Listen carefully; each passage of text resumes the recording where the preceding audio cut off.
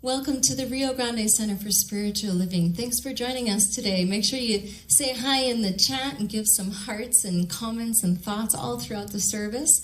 And we're going to start with a beautiful opening chant from Karen Drucker. I love this song. It reminds me who and what we are all the time. So I hope it stays with you all week long. It's called Blessing to the World.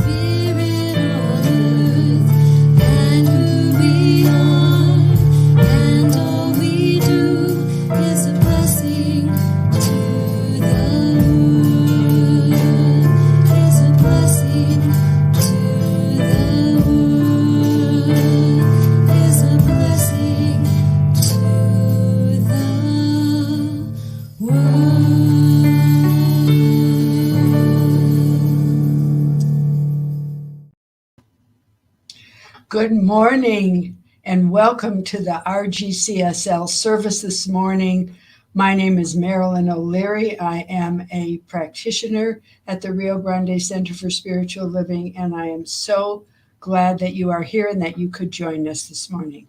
We're very grateful for your presence, and we believe that you are here by divine appointment. Helping in service today on tech, we have Annette Martinez, without whom this would never happen. So we're so happy that she's with us. On High Watch, we have Teresa Greco and Julia Washington this morning. Our invocation and benediction will be offered by Greg Gardner. And our talk today is delivered by Reverend Karen Lindsley, our interim minister, who has really settled in and is helping us here at RGCSL. Let's join now in a reading of our vision and mission statement, which Annette has put up. Vision, transforming our world with the power of love in action.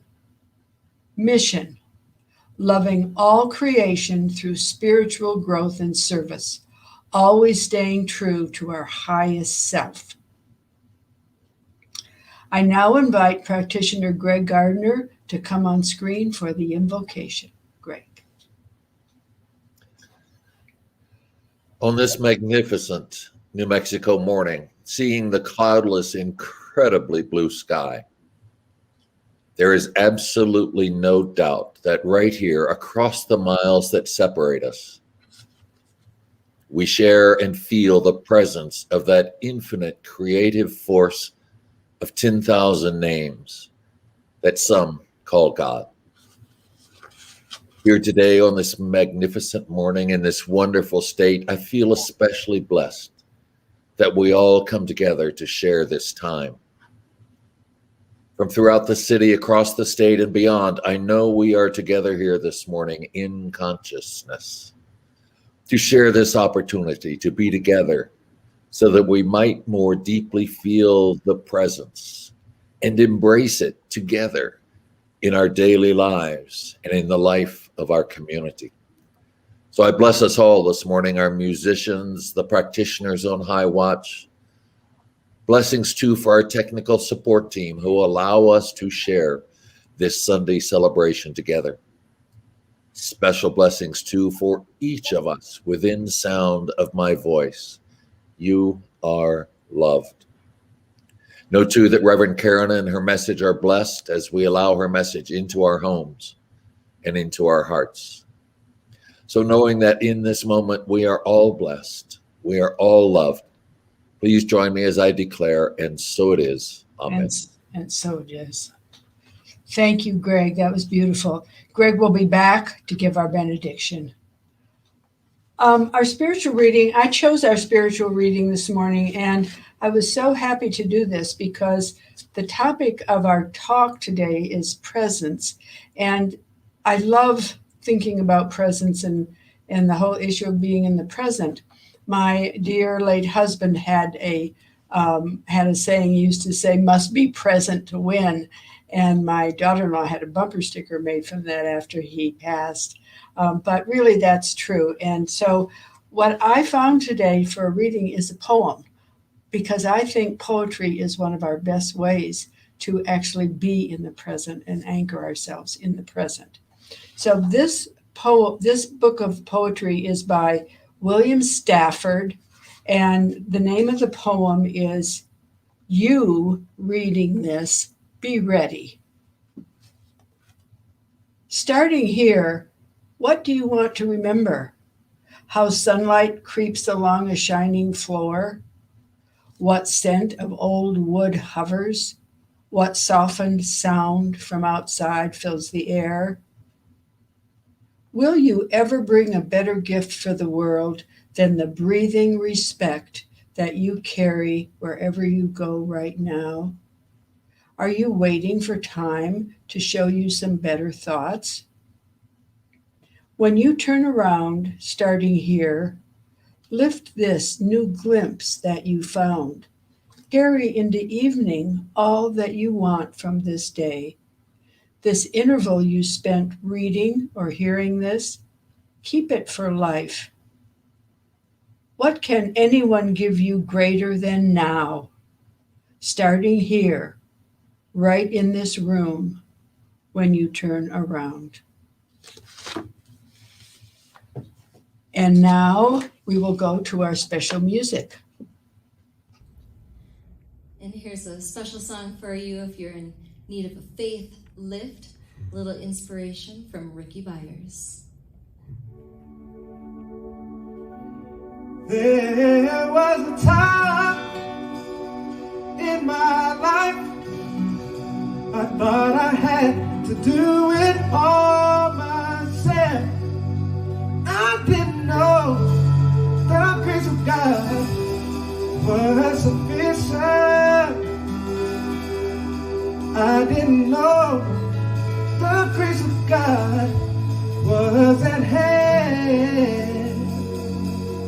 But now I can say, if you're discouraged, trying hard to make it another day, you've got to let it all go. Let it all go. And this is what you have to say. I release, I let go, I let the Spirit from my life. And my heart is wide open. Yes, I'm only before God. No more struggle, no more strife. With my faith, I see the light. I am free in the Spirit. Yes, I'm only before God. I release, I let go, I let the Spirit from my life. And my heart is wide open. Yes, I'm only before God. No more struggle, no more strife. With my faith, I see the light. I am free in the Spirit. Yes, I'm only before God. I am free in the Spirit.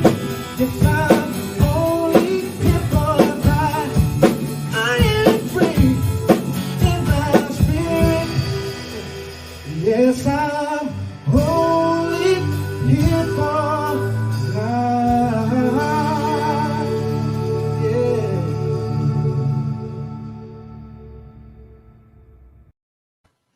Thank you. I love that music. Love that band. We are so fortunate to have Reverend Karen Lindsley with us speaking today on the topic of presence. Be present to your presence.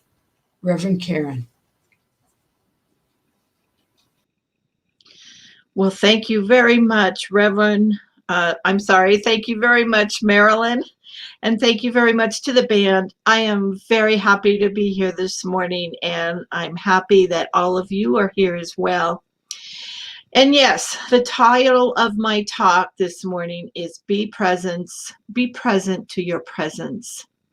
And as I got into the chapter in our book for this quarter, Creating the Beloved Community, I realized that the way in which Jim Lockard is speaking about presencing is different than the ways that we normally think about it. And we all have an idea of what it means to be present. We all have an idea of what presencing means for us. But I wanted to go into what Lockard has to say about it, because he's got a really interesting perspective on it. And he covers two key aspects of presencing in this chapter. And one is how this phenomenon called presencing looks in dialogue, what good presencing results in, and what it takes to have the kind of presence necessary to be good spiritual leaders. And I love that because, we're all spiritual leaders. Every single one of you listening to this talk or watching this talk right now is a spiritual leader. So there was a definition of presencing in the beginning of the chapter that I want to read to you, because I want to unpack it for you, because I think it's just an absolutely beautiful, glorious definition and statement. Here's what it says. Presencing means to sense, tune in, and act from one's highest future potential. The future that depends on us to bring it into being. Presencing blends the world's presence, and sensing works through seeing from our deepest source. And the thing that caught me in this definition was the phrase, highest future potential. I zoomed in on that immediately and thought, ooh, highest future potential. Let's talk about that for a minute. And let's talk about that from the perspective of a religious scientist, because that's, after all, what we all are here. We practice the science of mind. This means we do affirmative prayers. It means we believe there is one thing called God that is everywhere present, all good, all the time. So how does this thing called highest future potential relate to all of that? And pardon me, but I do need to take a sip of water here. Thank you.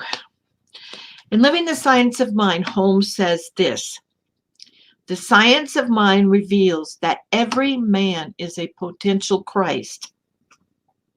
How's that for highest future potential? We are a potential Christ. So what's Christ? What's Christ according to this thing that we call science of mind? In the glossary of the Science of Mind textbook, it says, Christ is a universal idea. Christ is principle, just like God is principle. It is something that we don't necessarily worship, although we can worship the Christ. But Christ is more something that we strive to embody, to be. And so maybe our highest future potential would be that we surrender our limited sense of life and we realize our oneness with Christ. We realize our embodiment of Christ. The definition in the Science of Mind text has a little bit more to it, and I wanted to read this to you as well. So Christ is a universal idea, and each one puts on the Christ to the degree that he surrenders a limited sense of life to the divine realization of wholeness and unity with good and spirit and God. So again, we reach our highest future potential by surrendering our limited sense of life and realizing our own wholeness and unity with God. And then I got to, okay, what's my limited sense of life? What is our limited sense of life? And I've got some ideas about that to share with you. Here's some things that might be our limited sense of life. How about those beliefs and patterns of thinking that no longer serve us and hold us back? How about those lies that we tell ourselves that we are not enough, not worthy? How about that thing that we tell ourselves that we need to do and do more and do more in order to be worthy? How about those ways of showing up in the world that tend to cause trouble for us every single time? So how do we surrender that stuff? I can tell you how I do it.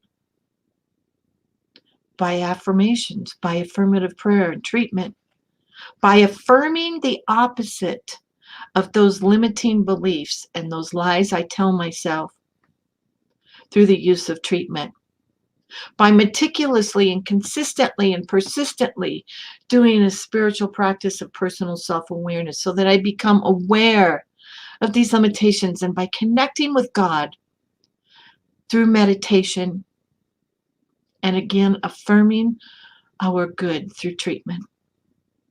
This is how we reach our highest future potential. Not a lot of doing, lots and lots of being. And I am here to tell you that what we might think is the highest is just the beginning, because when we reach that level of highest, guess what?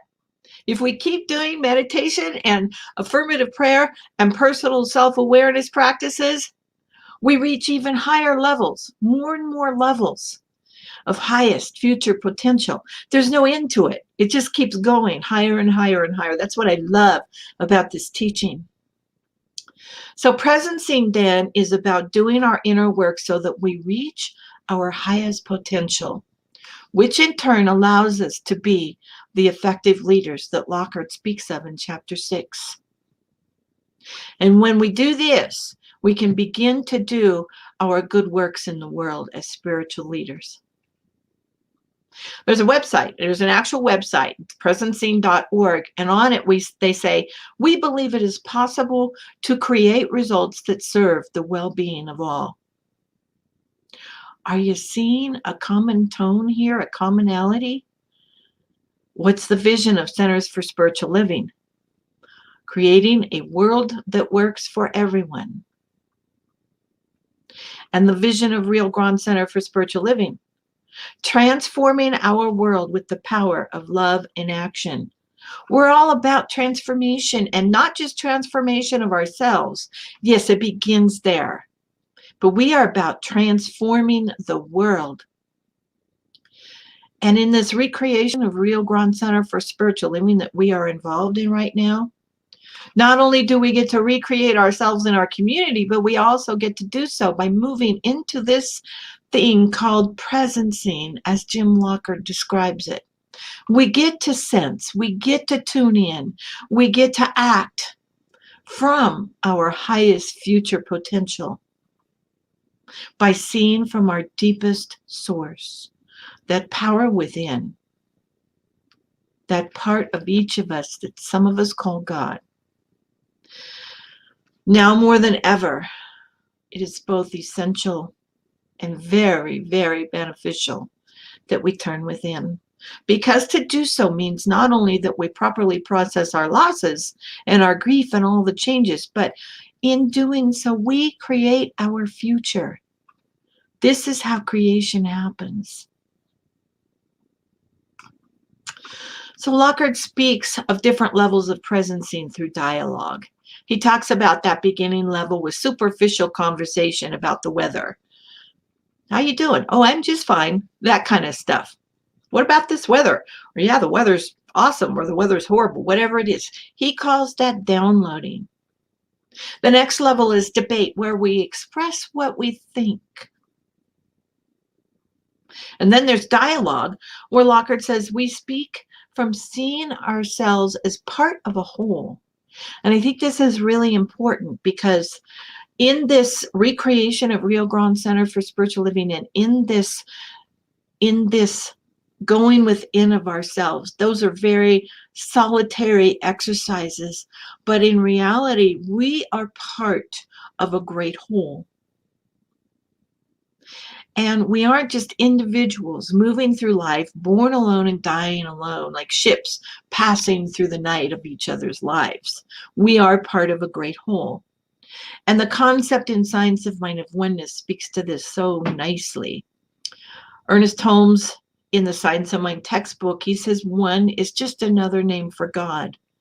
So if we look at that world that we are so wanting to transform, and if we look at the recreation process we are in for Rio Grande Center for Spiritual Living, and we see it all as one, then we're looking at Rio Grande Center for Spiritual Living as one, as God. It's like Rio Grande Center for Spiritual Living is the ocean, and we are the drops of the ocean. So we're all connected in there. We're all one with it. When I think about oneness, my mind always goes to this. My words, my thoughts, and my deeds affect the great whole, as do yours. This brings with it both a great gift and a great responsibility. The gift is that we really are not alone in this world. We are connected. We are connected with one another, and we are connected with God. And we can reaffirm our connection with God as often as we wish. And through that connection, we eliminate loneliness from our lives.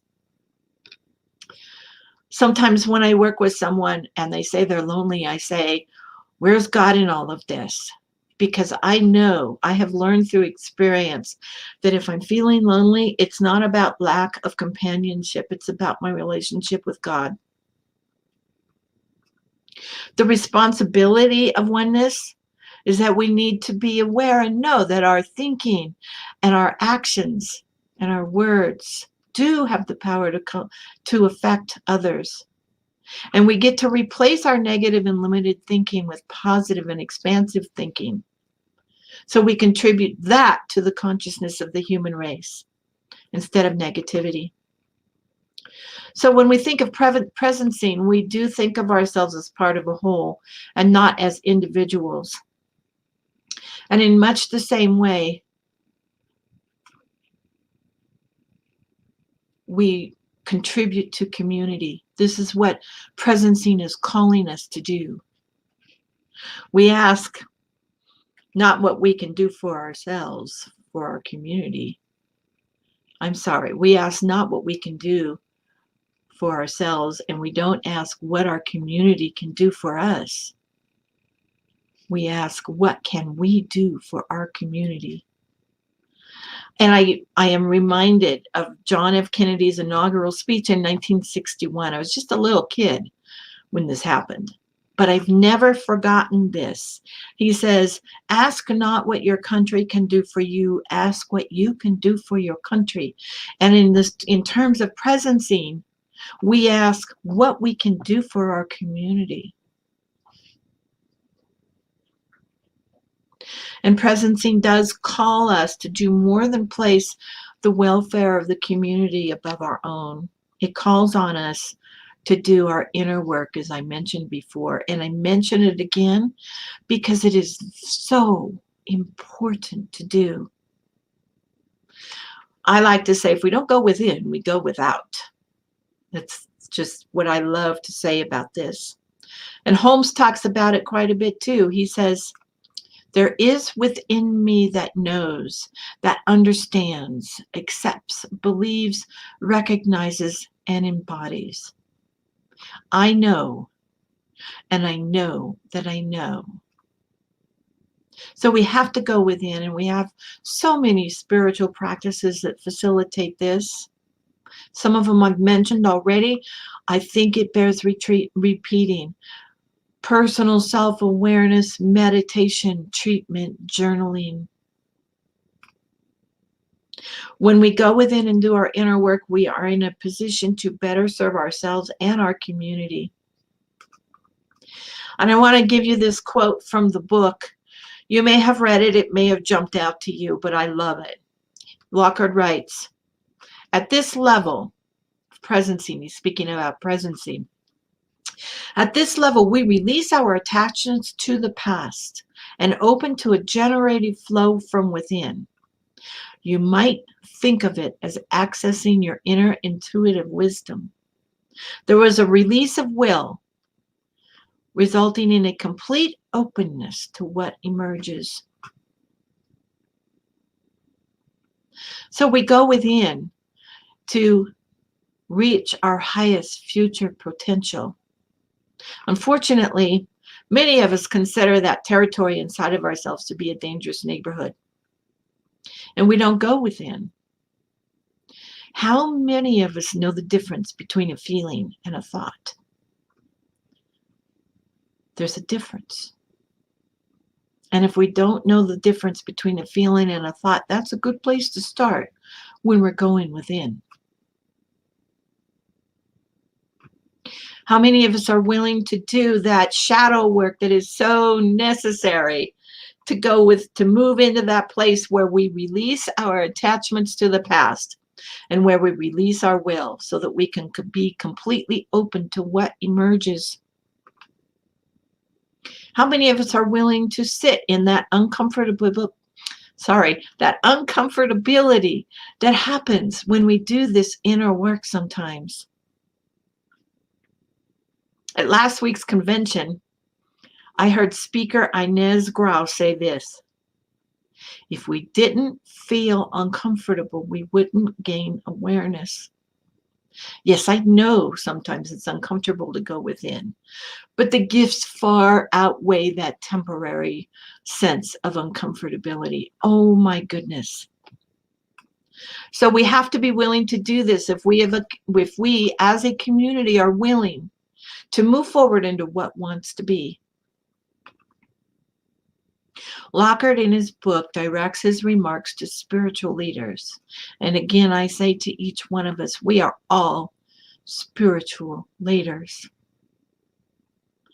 He verbalizes a vision that I find absolutely wonderful. He says, expressing greater love, greater compassion, and a greater sense of self-confidence, empathy, and more. So the invitation in this chapter 6 is to go within, to become more aware, not only of our human selves, but our God selves. As Holmes would put it, our little small s selves and our capital big S selves. To do the inner work necessary to move beyond being attached to the past and everything that means, and beyond desires to do and control, and to sink into that beautiful place of openness that invites something new and wonderful in, called our highest potential. And so I pray, as I contemplate transition, both in my world and in the larger world, I grow ever more grateful for the ability and the willingness to go within and connect with spirit. I remind myself and remember and acknowledge that the force of the universe that is ever present in my life, that power, that thing, that love, that spirit, that thing that we sometimes call God. And I remind and I remember and I acknowledge that this spirit is a part of me and I am a part of it. We are one. I am the unique and individualized manifestation of spirit, going forth to do what spirit cannot do, act in physical form. And I act in sweet and glorious partnership with spirit in inseparable unity of love, power, joy, and peace. And so I speak my word now. for this love that enfolds me, wrapping me up in arms of support. I speak my word now for power, knowing what is mine to do and moving forth to do good work in the world. I speak my word for joy, feeling that childlike wonder and enthusiasm as I move through this world. I speak my word for peace, feeling a calmness that comes from unity with the one. And I know that this love, this power, this joy, and this peace automatically replaces fear, victimhood mentality, negativity, anxiety. There can be no such things in a life which embraces and embodies those qualities of spirit known as love, power, joy, and peace. And so with great gratitude, I release, knowing my words have already been acted upon by that law that has already said a grand and a glorious yes to each one of us embodying the qualities of love and power and joy and peace. And I anchor with those wonderful words, and so it is. Thank you. Thank you. Thank you, Reverend Karen. Thank you, Reverend Karen. That was absolutely wonderful. Such a rich talk and prayer. Thank you so much. Now it's time to share our abundance. There are multiple ways to give to our wonderful center here, and they're scrolling across the screen right now. So use them. I use them with my text them. It's very simple. It's really wonderful. So give in as many different ways as you can. And thank you for everything that you can share. So let's say the giving affirmation together, and Nat will put that up on the screen. Affirmation of abundance. I am abundant and I give from my abundance. I am prosperous and I give from my prosperity. I am blessed and I give from my blessings. My blessings of spirit are as abundant as the stars, and so I give and receive generously, and so it is. And now we have another song from the band. Here's some inspiration from Jan Garrett, J.D. Martin, and Esther Nichols, Down in My Soul. 1, 2, 3.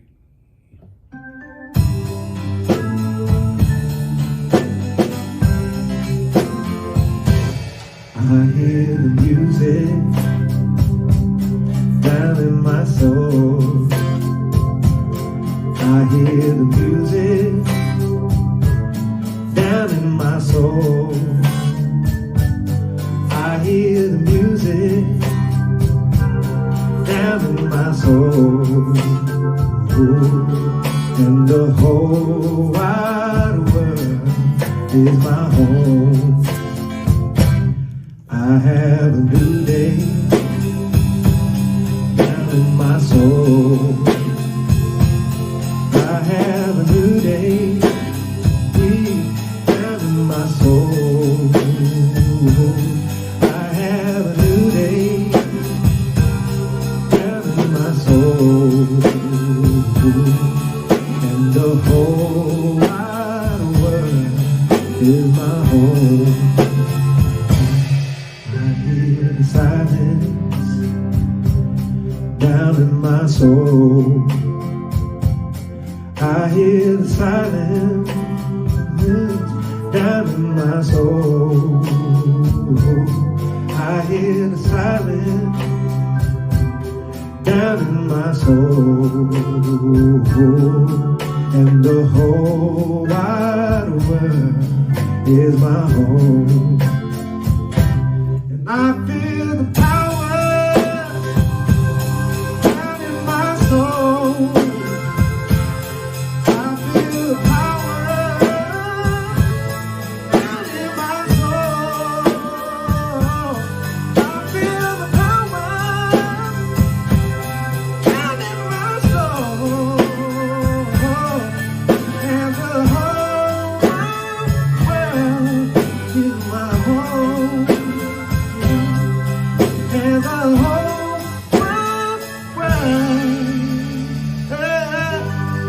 He's my home.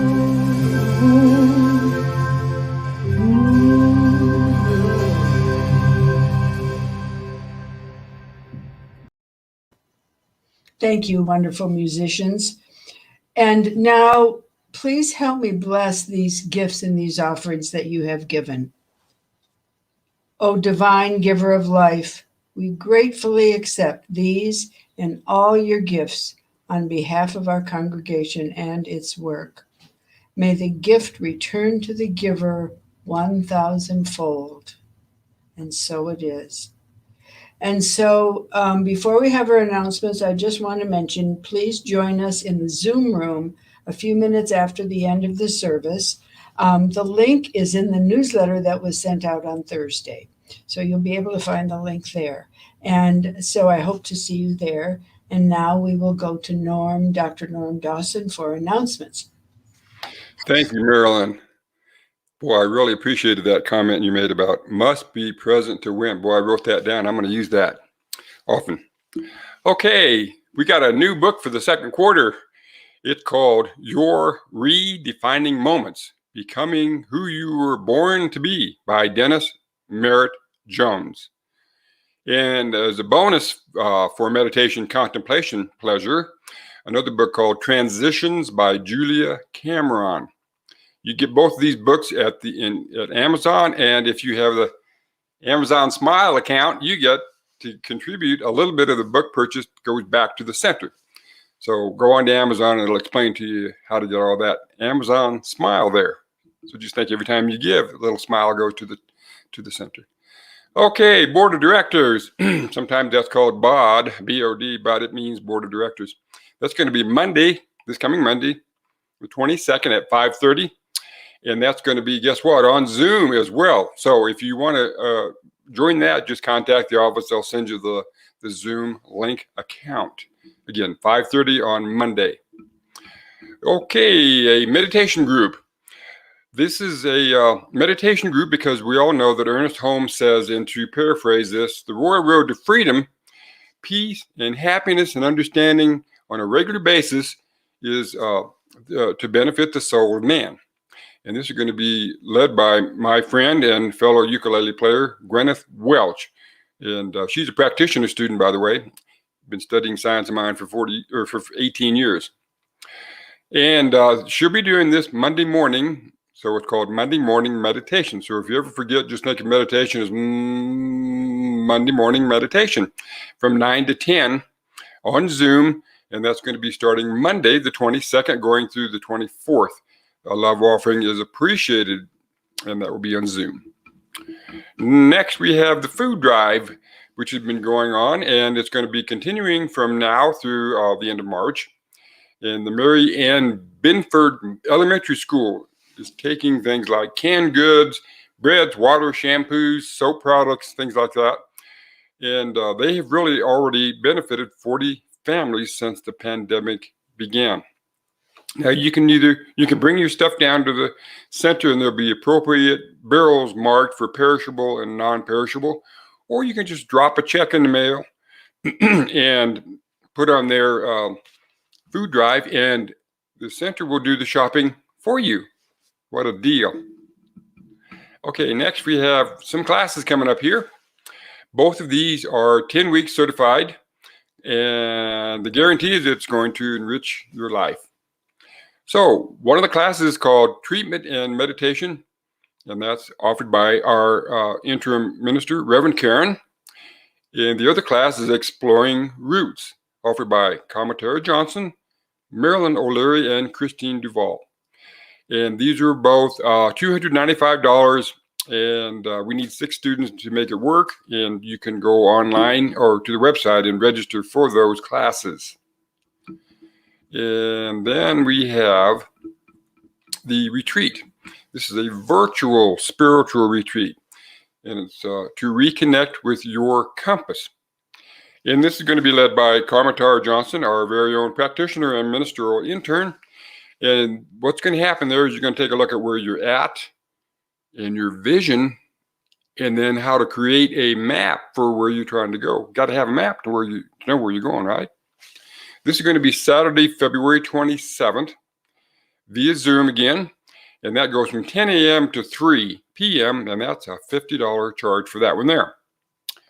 So before we go to, as Marilyn said, before we go to the Zoom room for sharing and fellowship, we want to welcome Greg Gardner to do the benediction. See you next week.